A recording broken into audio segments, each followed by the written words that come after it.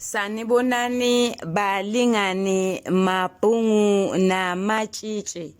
Igama lami nginguSpooky N isiZulu. Namhlanje sizokhuluma nothisha abafundisa isiZulu ulimi lokuqala lokwengeza. Loku esithi phecelezi yi-first additional language. Before we delve into today's lesson, let us look at the differences between a home language and a first additional language. A home language is innate, meaning that a pregnant woman uses that language to communicate with the fetus, but a first additional language is acquired. Ingane iyizwa isikhulile, mhlawumbe isiphumela ngaphandle ekhaya, mhlawumbe isiya esikoleni, mhlawumbe isikwazi ukudlala nezingane zomakhelwane. Bese ke iyayithola. Uma ngabe ke ithola esikoleni, sesizoyi-officialize phela, bese sithi yi first additional language. That difference, therefore, serves as a premise for the education department to set and to assess questions differently. We all know that when it comes to a home language, the questions are a bit intricate than the questions that are set for a first additional learner. Ngakho-ke, kwa home, the assessment is more on the application of what you have learned. Kanti kwa FAL i-structural kufanele nje azi ukuthi igama ulinciphisa kanjani, hayi ukuthi azi ukuthi imuphi umqondo otholakalayo uma ngabe ulinciphisa lelo gama. Siyabonga. Izokwenza isibonelo sombuzo wesihlanu ephepheni lokuqala la kwa FAL. Siyazi sonke lo mbuzo uhambisana nesiqeshana, ungahambisana futhi nesithombe. Njengoba sake sasho phambilini, sathi kuye kube lula uma uqalisa ngezingcezu zenkulumo.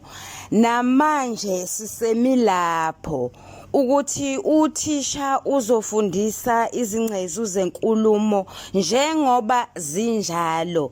Kodwa ke singakhohlwa to teach and assess every time ukuthi mawufundisa ubabuze ukuze bangakhohlwa. Sibafundiseni nezimpawu zokuloba. Asibafundiseni ukuhumusha isithombe.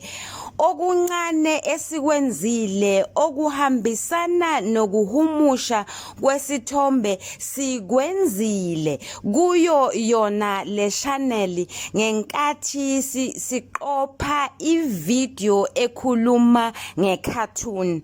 Saphinde futhi saqopha ivideo ekhuluma ngesikhangisi etholakala kule channel ethi the curriculum breakdown. Singakhohlwa ukubafundisa izimo zokukhuluma. In English, we refer to them as the figures of speech. Singakhohlwa nalapho to emphasize the new figure of speech, because vele siyazi sihlale sine content entsha njengoba senzisa i-curriculum entsha i-caps. Ngakho-ke singakhohlwa ukuthi there is a new figure of speech that is referred to as an allusion. Because I am not an English teacher, so I wouldn't be able to define an allusion verbatim as it appears maybe on an English prescribed book. Kodwa ke ngizoyibeka ngendlela engiyazi ngayo.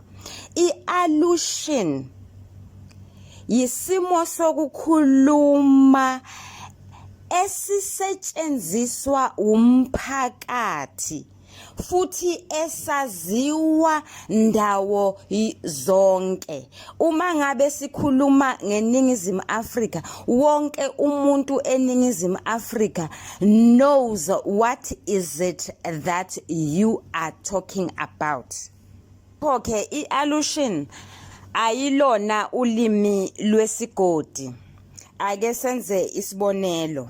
Ukudla ukotini, ukugqokisa noma ukuthengisela umuntu ijazi. Siye sibezwe abantu bekhuluma, omunye ethi komunye amanzi amancane lawo. Abe echaza ukuthi akulutho. Leyo nkulumo leyo iyisimo sokukhuluma esisha sibiza ngokuthi i-allusion.